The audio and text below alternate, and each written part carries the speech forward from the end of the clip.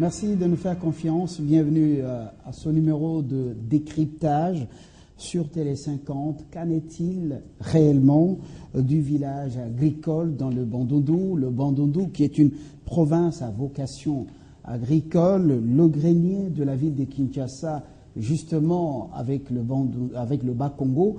Mais le Bandundu a plus cette vocation parce que sans la production agricole dans cette province, une vaste province riche, difficile pour les Quinois de s'approvisionner en denrées alimentaires et surtout en produits de première nécessité. On en parle, le chef de l'État avait déjà annoncé effectivement que dans les jours qui viennent, il pourra nommer un conseiller spécial, son conseiller spécial en matière de lutte contre la corruption et autres antivaleurs. Déjà, dans beaucoup des sociétés, dans beaucoup de services, les gens sont au courant et il y en a qui ne sont plus à l'aise.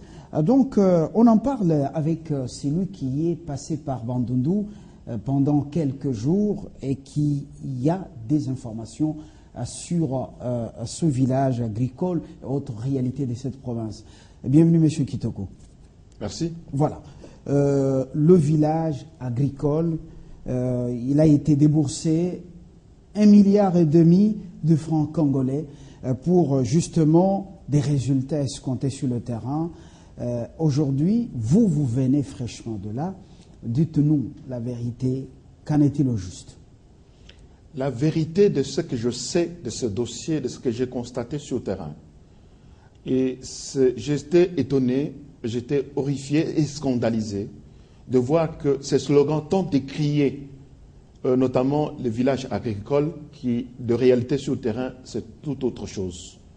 Je n'ai pas vu un seul instant un champ réservé à ce titre, ni voir même un endroit où on a stocké les denrées alimentaires récoltées de la saison A. Rien du tout.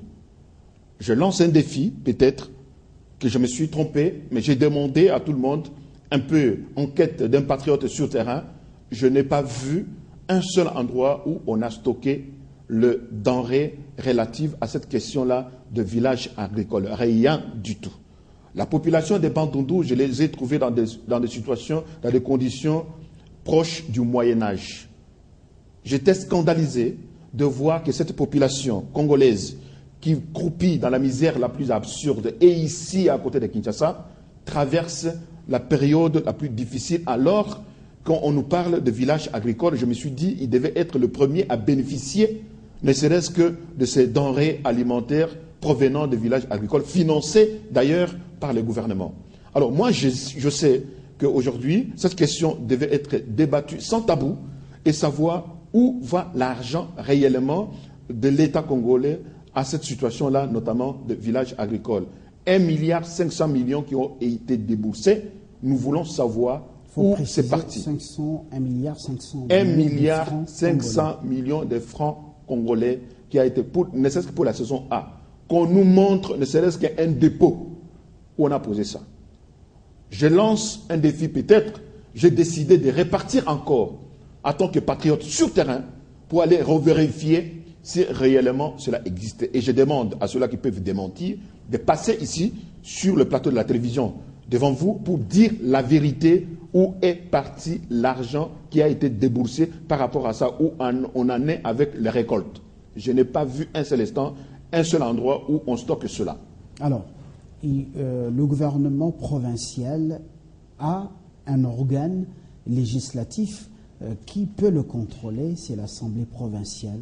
Est-ce qu'elle fait son travail réellement? L'Assemblée provinciale, une fois sur place à la capitale de Bandundu, notamment dans la ville de Bandundu où j'ai été. D'abord, une information qui a attiré toute mon attention, c'est que l'ensemble des gouvernements, c'est-à-dire le gouvernement provincial, la quasi-totalité des ministres sont ici à Kinshasa. Et pour ne pas dire que le chef, notamment le gouverneur que je connais ni d'Adam ni d'Ève, est toujours à Kinshasa. Jusqu'au mois d'octobre, de juillet jusqu'en octobre, il y a eu l'absence totale de l'exécutif provincial là-bas. Pour raison de concertation nationale. Raison de concertation ou autre, mais délocaliser tout un gouvernement. Et à mon enquête, encore des informations récoltées sur le terrain, il y a un bureau relais ici à côté de l'aéroport d'Indolo où ils sont en train de travailler pour le compte de Bandundu. Un gouvernement délocalisé. Je n'ai pas vu la présence de l'autorité locale. Scandale pour moi de voir que cette ville de Bandundu, qui est la capitale d'une province ici à côté de Kinshasa, avec un aérodrome au risque de beaucoup de choses, je vous dis que la population là-bas vit dans des conditions proches du Moyen-Âge. Alors, l'organe législatif, pourquoi il ne fait pas son travail législatif de contrôler l'exécutif pour savoir comment elle gère les choses et pour quelles raisons? Des informations récoltées sur le terrain. Cet organe législatif, il y a un groupe de députés qui, des fois, fait pression à l'ensemble des députés pour ne pas faire passer les dossiers, notamment ce qui concerne les motions, où on trouve des griefs importants vis-à-vis de l'exécutif provincial. C'est terrifiant de voir que l'organe qui est censé de contrôler l'exécutif se passe à un organe à la limite corrompu qui ne peut pas faire passer un certain nombre de dossiers et qui met le bâton dans les roues pour que certaines motions soient mises sur la table et discutées comme telles. À partir du moment où la démocratie est tuée, la démocratie est assassinée, la démocratie est interdite à ce genre de choses, il se passe un problème réel. Le problème, c'est que l'exécutif se sent maintenant en position non seulement de ne pas être contrôlé, mais de décider sur les détournements, la façon dont il faut conduire les choses, c'est-à-dire que sans contrôle et sans répit. C'est-à-dire que l'autoroute de l'impunité totale. Ce qui est arrivé au ministre de l'Enseignement supérieur universitaire, est-ce que ça ne peut pas inspirer certains mandataires et même certains responsables dans les provinces, même à tous les niveaux? Moi, tout ce que je sais, c'est que s'ils sont vraiment responsables, qui sont là pour diriger la province de Bandundu, ils doivent avoir d'abord pitié de la population qui les ont votés. Je sais que l'ensemble des députés provinciaux doivent quand même compter et sauvegarder, protéger leur base. Aujourd'hui, la base est complètement dans l'oubliette, c'est-à-dire que le peuple congolais, notamment le peuple de Bandundu, les habitants, sont dans les oubliettes. Ils ne sont pas en connexion, en parfaite harmonie avec leurs élus. Et moi, je crois aujourd'hui, il faut qu'il y ait l'enquête du gouvernement central par rapport à cette question-là. On ne doit pas simplement laisser cette situation-là débattre autour d'une télévision. Je lance un appel pathétique pour que le gouvernement central puisse diligenter l'enquête. L'enquête avec le patriote que moi je fais avec mes propres moyens, d'aller m'informer sur le terrain. Et j'ai vu que les conditions dans lesquelles la population est en train de traverser étaient de conditions horrifiées. Il va falloir qu'on puisse lancer l'alerte pour que le gouvernement central se saisisse du dossier et mener l'enquête de façon à ce qu'on puisse arriver à sanctionner. Mais les sanctions de manière démocratique doivent venir sur le terrain, notamment les motions qui doivent passer. Il y a plus de 3 motions, selon les informations récoltées sur le terrain, il y a 3 motions. L'une des motions venait d'être retirée il n'y a pas très longtemps, parce que l'auteur de la motion a eu des pressions énormes par son groupe politique, notamment le président de son parti politique, semble-t-il, lui a mis des pressions, il vient de retirer sa motion, à partir de la pression qu'il a eue de Kinshasa. Donc vous comprenez qu'il reste maintenant 2 motions contre non seulement le ministre provincial des Finances et aussi les gouverneurs.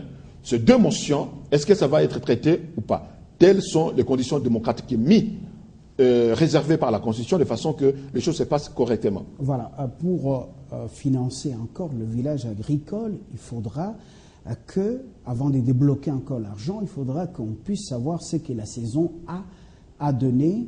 Et vous vous dites, il n'y a pas de réserve, il n'y a pas de récolte. Et à quoi a servi cet argent? Non seulement qu'il n'y a pas de récolte, il n'y a même pas un seul village réservé, ce qu'on dit le village agricole.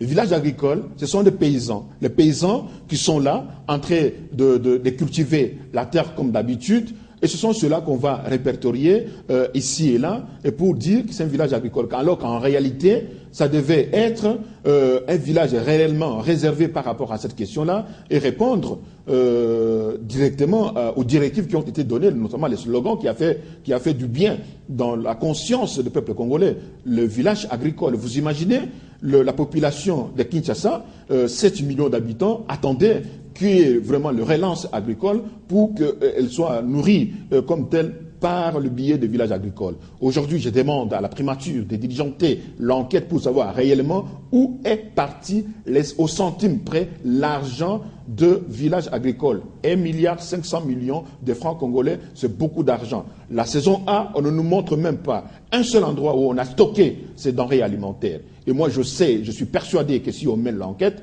on va saisir de gros poissons qui sont là et qui cherchent à étouffer le dossier par les méthodes de corruption.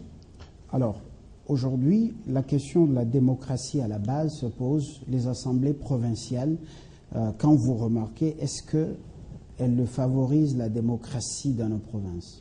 Pas du tout. De l'exemple que j'ai de Bandundu, j'ai l'impression que la démocratie est complètement assassinée. La population est terrifiée dans des conditions qui traversent les conditions les plus élémentaires, vraiment qui frôlent vraiment la pauvreté le plus repoussante du monde. Donc aujourd'hui, ce qu'il faut faire, c'est qu'il faut que vous, la presse, vous puissiez vous saisir de ce genre de dossiers, que vous puissiez descendre sur le terrain, bien sûr, avec les gens comme nous autres qui ont la vocation de voir cette république émerger et dénoncer comme telle. Quand on termine Bandundu, peut-être qu'on peut attaquer d'autres provinces et vous verrez qu'il y aura d'autres réalités qu'on va découvrir. Il n'y a pas que le gouvernement central. Ici à Kinshasa, les ministres venaient d'être révoqués. Il y a beaucoup de choses qui se passent en province qu'il va falloir que le Congo profond soit traité comme tel. Nos populations dans les Congo profonds sont complètement dans les oubliettes. Il faut attaquer toutes les provinces, Bandundu, Bas-Congo, province orientale, Équateur, Maniema, province du Kassai oriental, Kassai occidental, et vous allez comprendre la réalité qui traverse cette population aujourd'hui. On venait de passer un moment le plus important, le moment fou d'ailleurs, qui a fait que toute la population s'est levée comme un seul homme pour en découdre avec un 23. De la même énergie, même intensité, nous allons faire pour redresser un certain nombre de choses qui tirent le Congo profond vers le bas. Il faut que les antivalaires soient bannis, les dossiers vous soient parvenus ici sur le plateau de la télévision pour peut-être une émission que vous aurez amenée. Dites la vérité. Et que la vérité soit dite auprès du peuple congolais, qu'elle soit connue comme telle.